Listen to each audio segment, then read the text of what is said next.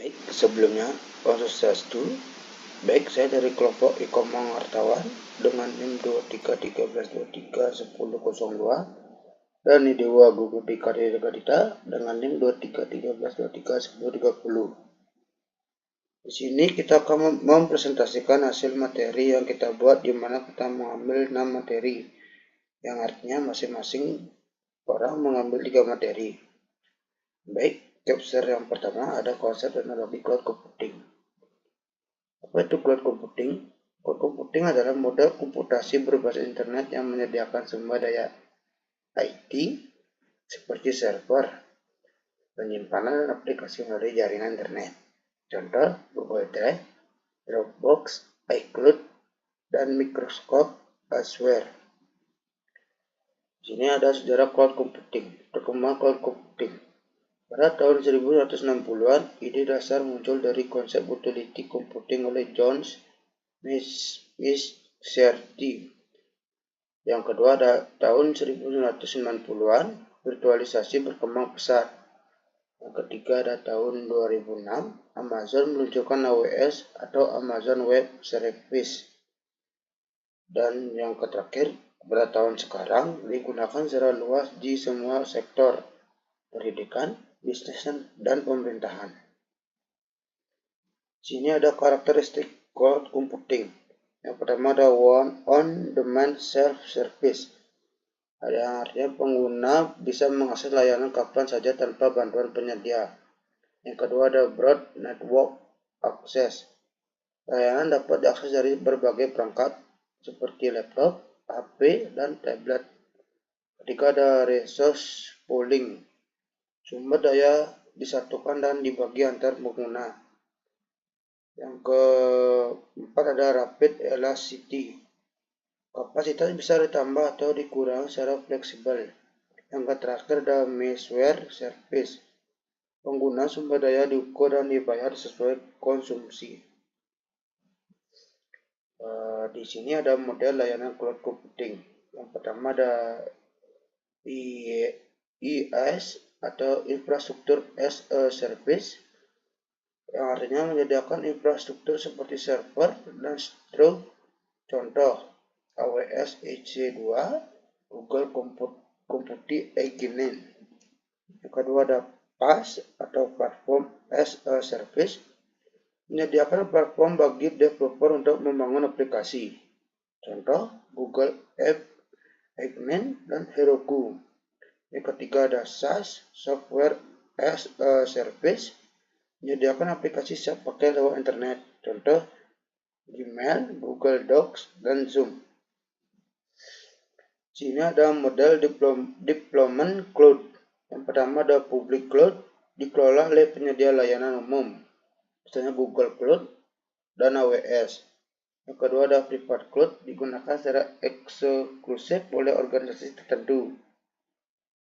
Dan hybrid cloud, gabungan publik dan private cloud. Terakhir ada community cloud, digunakan oleh organisasi dengan tujuan serupa. Sini ada kelebihan dan kekurangan cloud computing. Kelebihannya hemat biaya, yang kedua ada skalabilitas tinggi, yang ketiga ada akses fleksibel, yang keempat ada update otomatis, dan yang terakhir kolaborasi mudah. Dan kekurangannya ketergantungan internet, yang kedua risiko keamanan dan privasi, ketiga masalah regulasi data, yang terakhir downtime atau server bisa down. Contoh penggunaan cloud. Yang pertama pendidikan, ada Google Classroom, Microsoft Teams. Yang kedua ada bisnis, ada Dropbox untuk kolaborasi, dan Salesforce untuk CRM. Yang terakhir ada pemerintahan, sistem e-budgeting berbasis cloud. Kesimpulan, cloud computing adalah solusi teknologi modern yang efisien dan fleksibel. Dengan memahami model layanan, manfaat dan tantangannya, kita dapat memanfaatkan teknologi ini secara optimal di berbagai sektor kehidupan.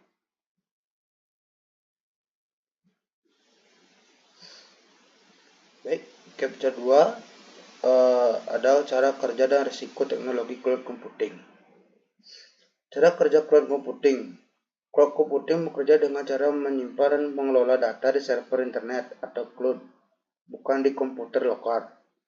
Proses sederhananya, yang pertama ada pengguna mengakses aplikasi melalui internet, yang kedua permintaan dikirim ke server cloud, yang ketiga server memproses dan mengirimkan hasil ke pengguna. Contoh, mengedit dokumen di Google Docs tanpa menyimpan di laptop.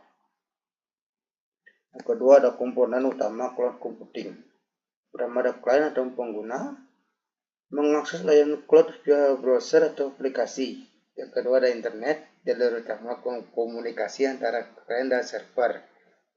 Yang ketiga ada data center atau server cloud, tempat penyimpanan dan pemrosesan data yang sangat besar. Terakhir ada virtualisasi, teknologi yang memungkinkan satu server fisik menyalakan banyak layanan sekaligus. Yang ketiga ada proses cara kerja cloud atau step by step. Yang pertama ada permintaan dikirim dari pengguna, misal upload file. Yang kedua ada permintaan diterima oleh server cloud. Yang ketiga ada data diproses oleh aplikasi di cloud. Yang keempat ada hasil dikirim kembali ke pengguna. Dan terakhir ada data tersimpan otomatis di cloud. Semua proses terjadi dalam hitungan detik tanpa perlu instalisasi lokal. Di sini ada risiko penggunaan cloud computing.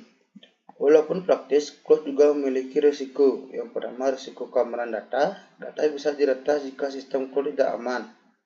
Kedua, risiko privasi. Data pengguna bisa disalahgunakan oleh penyedia layanan. Yang ketiga, ada downtime atau layanan gangguan. Jika server cloud bermasalah, pengguna tidak bisa mengakses data. Yang keempat, ada ketergantungan penuh ke internet. Tanpa koneksi internet, layanan cloud tidak bisa digunakan. Yang kelima ada kontrol terbatas. Pengguna tidak bisa mengatur sistem cloud secara penuh. Yang keenam ada kompatibilitas aplikasi. Tidak semua aplikasi lokal bisa berjalan di cloud. Yang terakhir ada biaya tak terduga. Penggunaan sumber yang berlebihan bisa menambah tagihan. Di sini ada upaya mengurangi risiko cloud. Yang pertama, gunakan enkripsi data. Yang kedua, pilih penyedia cloud terpercaya. Ketiga, buat backup data lokal. Yang keempat, ada multi-factor authentication atau MFA. Yang terakhir, ada pantau aktivitas login secara berkala. Di sini ada studi kasus gangguan cloud. Contoh, tahun 2020 Google mengalami downtime yang menyebabkan Gmail, YouTube dan Drive tidak bisa diakses selama lebih dari 1 jam. Dampaknya, 1. Pengguna tidak bisa bekerja. 2. Data tidak bisa diakses. 3. Bisnis mengalami kerugian. Kesimpulan, cloud computing bekerja secara real time melalui internet. Yang kedua, mempermudah akses dan efisiensi kerja. Ketiga, namun ada risiko perlu diperhatikan, terutama dari sisi keamanan, privasi dan kendala layanan. Maka pengguna harus bijak dalam memilih menggunakan layanan cloud.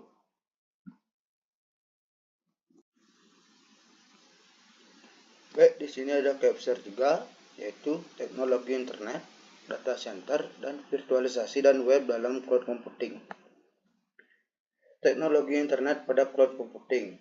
Apa itu internet? Jaringan global yang menghubungkan komputer satu sama lain untuk bentuk berbagai data. Peran internet dalam computing adalah 1. Media utama akses layanan cloud. Yang kedua, menghubungkan user dengan server cloud. Yang ketiga adalah mendukung komunikasi real time. Contoh, akses Google Drive, Dropbox, YouTube tanpa menginstal software khusus, hanya butuh koneksi internet.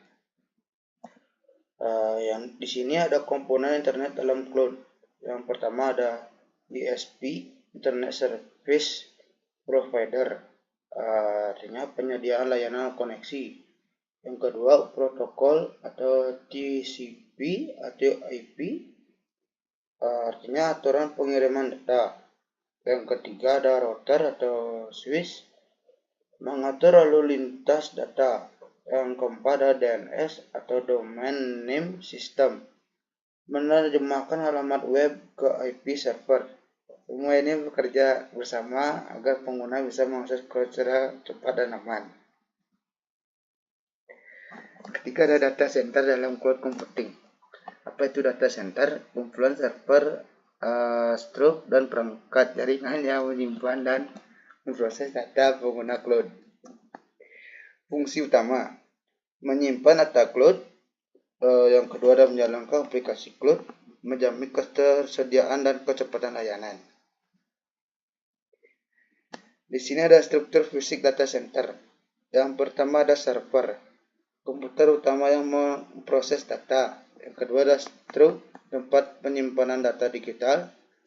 Tiga ada jaringan, menghubungkan antar server. Yang keempat ada pendingin atau cooling system, mencegah panas berlebih. Yang terakhir ada backup system, menjaga data tetap aman saat gangguan. Data center modern sering menggunakan energi terbarukan dan AI untuk efisiensi operasional. Di sini ada virtualisasi dalam cloud computing. Apa itu virtualisasi? Proses membuat versi virtual dari komputer, server, atau sistem operasi. Tujuan memungkinkan satu perangkat fisik menjalankan banyak sistem virtual machine, hemat daya dan ruang, dan meningkatkan efisiensi dan skalabilitas cloud. Di sini ada jenis-jenis virtualisasi. Yang pertama, virtualisasi server, menjalankan beberapa server dalam satu perangkat. Yang kedua, virtualisasi jaringan, menciptakan jaringan virtual yang fleksibel. Yang ketiga, virtualisasi penyimpanan, menggabungkan beberapa struktur menjadi satu sistem virtual. Software populer seperti VMware, VirtualBox, dan Hyper-V. Sini ada teknologi web pada cloud. Apa itu teknologi web? Teknologi yang memungkinkan aplikasi berjalan di browser melalui internet. Peran dalam cloud pertama, menyediakan antarmuka atau UI layanan cloud. Yang kedua, menjalankan aplikasi SaaS seperti Google Docs dan Canva. Yang terakhir ada akses fleksibel tanpa instalasi lokal. Di sini ada komponen web di cloud. Yang pertama, web server, menyediakan halaman atau aplikasi. Kedua, HTTP atau HTTPS, protokol komunikasi aman. Ketiga, ada web browser, alat akses aplikasi cloud. Yang terakhir ada API, Application Programming Interface, penghubung antara aplikasi berbasis web. Web ini memungkinkan cloud dapat digunakan dari PC, HP, tablet, dan kapan saja dan di mana saja. Kesimpulan: internet, jalur utama akses cloud. Yang kedua, data center, tempat penyimpanan dan pemrosesan cloud. Ketiga, virtualisasi, fondasi efisiensi dan fleksibilitas cloud. Terakhir ada web, media interaksi penggunaan dengan layanan cloud. Semua teknologi ini bekerja sama untuk mewujudkan komputasi awan modern yang cepat, hemat, dan fleksibel.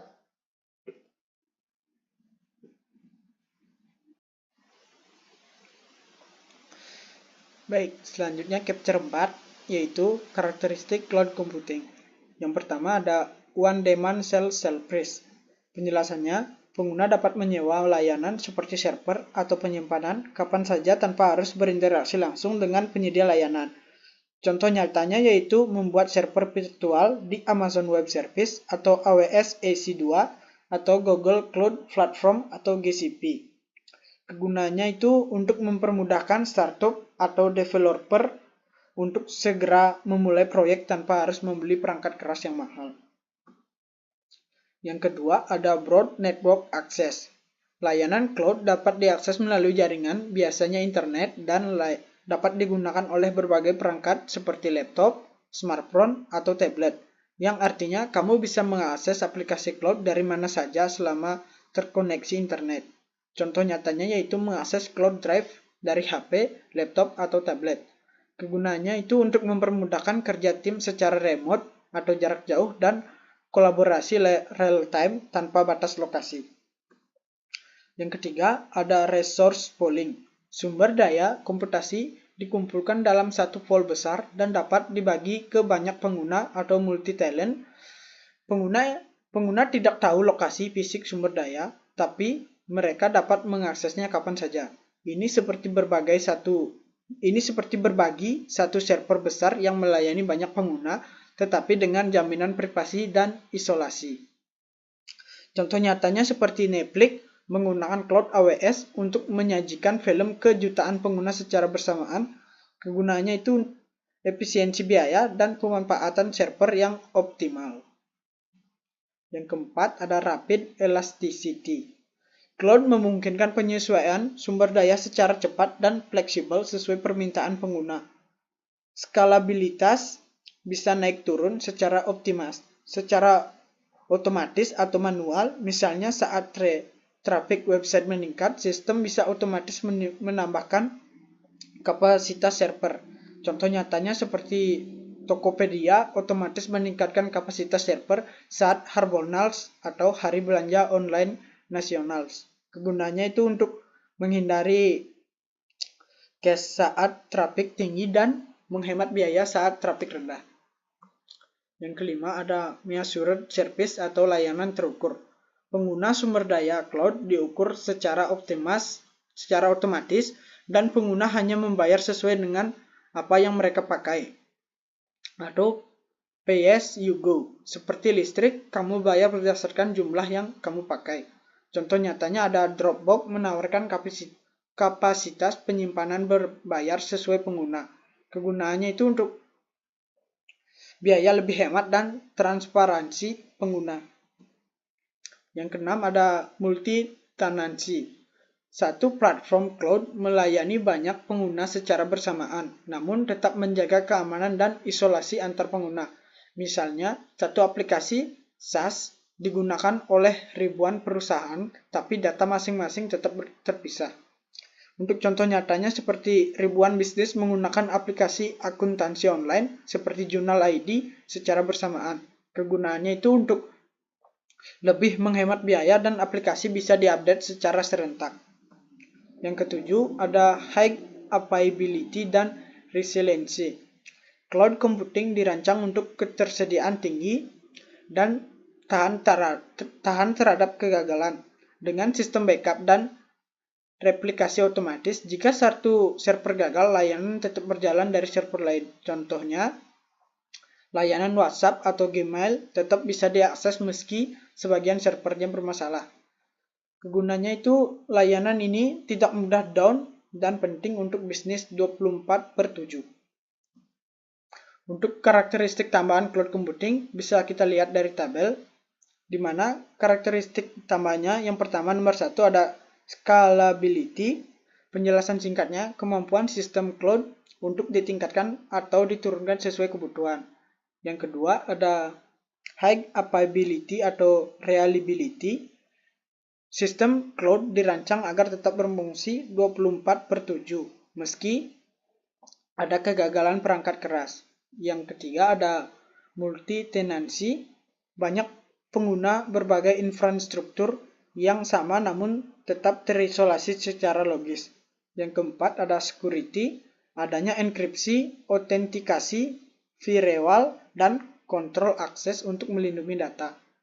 Selanjutnya ada automation, proses provisioning dan deployment, scaling, hingga monitoring dilakukan otomatis. Yang keenam ada cost efficiency. Pengguna hanya membayar sesuai pemakaian, tidak ada investasi awal perangkat lunas. Terus yang ketujuh ada geographical independence. Layanan cloud dapat diakses dari mana saja tanpa tergantung lokasi fisik. Yang ke-8 ada interoperability atau portability. Kemampuan aplikasi dan data untuk dipindahkan antar penyedia cloud. Yang terakhir ada energi efisiensi. Data cancer. Cloud modern dirancang dengan efisiensi energi dan pendinginan yang optimal. Next ada capture 5 yaitu ancaman keamanan dalam cloud computing. Cloud computing memberikan banyak manfaat seperti skalabilitas, efisiensi biaya, dan aksesibilitas yang tinggi. Namun, seiring dengan kelebihannya, terdapat pula berbagai ancaman keamanan yang dapat merugikan organisasi jika tidak diantisipasi dengan baik. Berikut adalah berbagai ancaman keamanan atau keamanan dalam cloud computing beserta contoh nyata dan dampaknya. Yang pertama ada data breach atau kebocoran data. Terjadi ketika data sensitif jatuh ke tangan pihak yang tidak berwenang akibat celah keamanan atau akses ilegal. Contoh nyatanya pada Capital One 2019 mengalami kebocoran data lebih dari 100 juta pelanggan karena kesalahan konfigurasi AWS. Dampaknya kehilangan kepercayaan pelanggan, kerugian finansial, dan tuntutan hukum. Yang kedua, data loss atau kehilangan data. Penjelasannya, hilangnya data akibat kerusakan perangkat, penghapusan tidak sengaja, atau serangan cyber tanpa backup. Contoh nyatanya, perusahaan yang terkena ransomware tanpa backup data kehilangan seluruh file penting. Dampaknya, gangguan operasional dan kerugian bisnis jangka panjang. Yang ketiga, ada insecure interface dan APIs. Penjelasannya, API yang tidak aman menjadi celah masuk bagi peretas untuk mengambil atau memanipulasi data. Contoh nyatanya, API publik tanpa autentikasi dieksploitasi untuk mengambil data pengguna. Dampaknya akses ilegal dan manipulasi data penting. Yang keempat ada account hijacking. Penjelasannya, pengambil alihan akun cloud oleh peretas melalui pencurian kredensial. Contoh nyatanya pada serangan phishing yang membuat pengguna memberikan username dan password ke situs palsu. Dampaknya, peretas bisa mengakses dan merusak sistem cloud. Yang kelima ada insider threat atau ancaman dari dalam. Penjelasannya, ancaman dari karyawan atau pihak internal yang menyalahgunakan akses sistem. Contoh nyatanya kayak karyawan yang kecewa membocorkan data perusahaan ke publik. Dampaknya kehilangan data dan kerugian reputasi. Yang keenam ada denial of service atau DOS. Penjelasan, serangan terhadap sistem cloud dengan membanjiri trafik hingga layanan tidak tersedia. Contoh nyatanya ada website e-commerce lumpuh karena serangan DDoS saat promo besar. Dampaknya downtime layanan dan kerugian finansial. Yang ketujuh ada for configuration dan mismanagement. Penjelasannya, kesalahan konfigurasi cloud seperti akses publik tanpa batasan yang bisa dimanfaatkan peretas. Contoh nyatanya ada bucket AWS S3 yang dibiarkan terbuka untuk umum secara tidak sengaja. Dampaknya data sensitif dapat diakses oleh siapa saja. Yang ke-8 ada malware injection. Penjelasannya, penanaman malware di dalam sistem cloud oleh peretas. Contoh nyatanya ada aplikasi berbasis cloud disusupi kode jahat untuk mengakses informasi pengguna. Dampaknya, pencurian data, kerusakan sistem, hingga penyebaran virus ke pengguna lain. Yang ke-9 ada lack of visibility dan control. Penjelasannya, pengguna cloud tidak sepenuhnya mengetahui atau mengontrol data dan proses yang berjalan di cloud. Contohnya, pada organisasi tidak menyadari bahwa data sudah direplikasi ke lokasi luar negeri. Dampaknya risiko hukum dan ketidakpatuhan terhadap regulasi. Yang ke-10 ada non-compliance with regulations. Penjelasannya, tidak patuh terhadap standar keamanan dan regulasi seperti GDPR, ISO, dan HIPAA. Contoh nyatanya menyimpan data Eropa di server yang tidak sesuai dengan GDPR. Dampaknya denda hukum dan larangan operasional. Next ada chapter 6. Yang terakhir ada mekanisme keamanan cloud computing. Cloud computing menghadirkan kemudahan dan fleksibilitas, namun juga membuka peluang risiko jika tidak diamankan dengan benar. Oleh karena itu, mekanisme keamanan menjadi komponen penting dalam penerapannya. Yang pertama, alur terjadinya ancaman keamanan di cloud. Yang pertama, pengguna mengakses aplikasi cloud melalui jaringan publik. Terus yang kedua, data dikirimkan atau in transit dari klien ke server. Yang ketiga, jika tidak dienkripsi, data bisa disadap oleh pihak ketiga atau man in the middle. Yang keempat, ada akun pengguna bisa disusupi jika tidak ada mekanisme IAM yang kuat. Yang keempat, penyerangan dapat mengakses sistem cloud, menyerbakan malware atau mencuri data.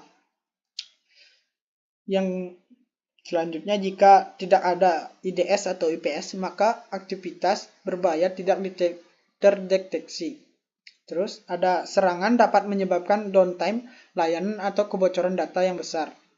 Terus yang terakhir ada tanpa backup atau disaster recovery, data sulit dikembalikan. Yang kedua ada mekanisme keamanan yang digunakan, yaitu yang pertama ada enkripsi data. Tujuannya itu untuk melindungi kerahasiaan data dengan cara memakai teknologi TLS atau SSL, terus ada HTTPS dan AS256. Untuk implementasinya itu ada yang pertama in transit, terus enkripsi saat data dikirim, terus yang kedua ada at rest atau enkripsi saat data disimpan. Contohnya itu Google Cloud Platform menenkripsi data secara default saat transit dan saat disimpan. Yang ketiga ada identity dan access management atau IAM. Tujuannya itu untuk mengatur siapa saja yang boleh akses. Untuk fiturnya, autentikasi multifaktor atau MFA. Terus yang kedua ada Role Based Access Control atau RBAC. Terus yang terakhir ada Less Privilege atau Friendly. Contohnya itu ada AWS IAM, Google Cloud IAM, Azure Active Directory. Terus yang keempat ada firewall dan IDS atau IPS. Firewall itu mengontrol lalu lintas jaringan berdasarkan aturan. Terus IDS itu intrusion detection system atau mendeteksi aktivitas mencurigakan. Terus IPS adalah intrusion prevention system atau menghentikan serangan secara otomatis. Contohnya ada Suricata, Snort, AWS Network Firewall. Terus yang kelima ada backup dan disaster recovery. Tujuannya itu untuk melindungi ketersediaan data. Untuk strategi yang dipakainya, yang pertama ada snapshot rutin, terus yang kedua ada replikasi lintas region, terus yang terakhir ada failover system. Contohnya ada Google Backup dan DPR, terus Azure SaaS Recovery. Terus yang keenam ada security, police, dan audit rutin. Tujuannya ini untuk menjaga kepatuhan dan mendeteksi penyimpanan lebih awal. Langkah-langkahnya yaitu yang pertama peninjauan kebijakan akses, yang kedua ada audit konfigurasi dan log, terus yang ketiga ada evaluasi terhadap standar atau ISO 27001 GDPR. Untuk contoh nyata layanan cloud security-nya yaitu ada seperti tabel ini, yaitu yang pertama di tabel A ada platform, terus di tabel B ada fitur keamanan. Yang di tabel A di platform yang pertama ada AWS, fitur keamanannya yaitu ada IAM, KMS, Guard Duty, dan Shield. Terus yang kedua ada Azure, yang fitur keamanannya yaitu ada Active Directory, Security Counter. Yang terakhir ada Google, dan fitur keamanannya ada Google IAM, PPC Firewall, dan Cloud Armor. Kesimpulannya, keamanan cloud computing adalah proses berlapis yang mengakibatkan atau melibatkan pencegahan, deteksi, dan pemulihan. Kombinasi dari enkripsi, kontrol akses IAM, firewall, backup, dan kebijakan keamanan yang disiplin akan membantu organisasi melindungi data dan sistem dari serangan yang semakin kompleks. Baik, sekian presentasi dari kami. Jika ada kata-kata yang salah dari kelompok kami mohon maaf dan kami akhiri dengan para mesanti. Om Santi Santi Santi Santi Om.